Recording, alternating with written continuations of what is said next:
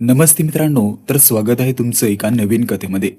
जर तुम्ही या चॅनलवरती नवीन असाल तर चॅनलला सबस्क्राईब करा आणि व्हिडिओ आवडल्यास व्हिडिओला लाईक आणि शेअर अवश्य करा. गायत्री आणि तिचा नवरा बाजारातून आनंदाने घरी परततात. घरात शिरताच ननद सिरली हॉलमध्ये एकटी बसलेली दिसते. तिच्या डोळ्यात भीती आणि चेहऱ्यावर काळजी स्पष्ट दिसत असते. गायत्री बोलण्याचा प्रयत्न करते पण ननद काहीच बोलत नाही.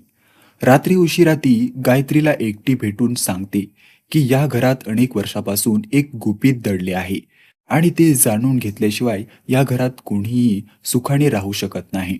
गायत्री सुरुवातीला विश्वास ठेवत नाही, पण दुसऱ्याच दिवशी तिला काही विचित्र घटना दिसू लागतात.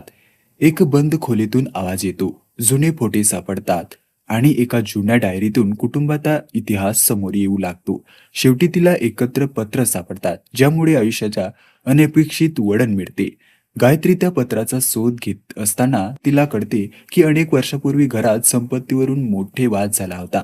त्या वादामुळे कुटुंब तुटलं आणि एका निष्पाप व्यक्तीवर खोटा आरोप ठेवण्यात आला.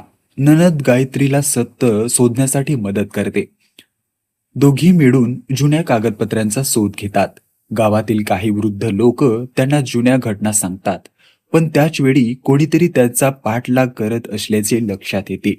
घरात विश्वासघाती व्यक्ती असल्याचा संशय वाढत जातो. गायत्रीचा नवरा देखील संभ्रमात पडतो. शेवटी एक धक्कादायक पुरावा मिळतो. मिळाल्यानंतर परिस्थिती आणखी गंभीर बनते. खोटे आरोप, गैरसमज आणि कटकस्थामुळे गायत्री आणि तिचा नवऱ्याच्या नात्यात दुरावा निर्माण होतो. सासूबाई गायत्रीवर रागावतात.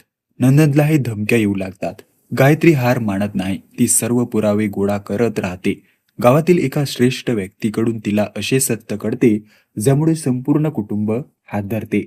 आता खरा दोषी कोण आहे हे जवळजवळ स्पष्ट होते, पण तो पुरावा नष्ट करण्याचा प्रयत्न करतो. शेवटी गायत्री मोठ्या धैर्याने त्याचा सामना करते.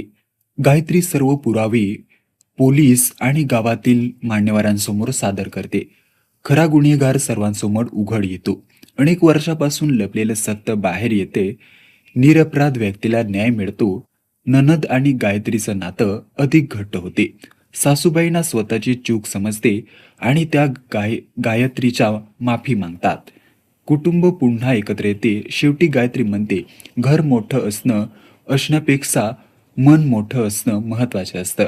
संपूर्ण कुटुंब नव्यानं आयुष्य सुरू करते आणि कथा एका भावनिक शेवटाने पूर्ण होते.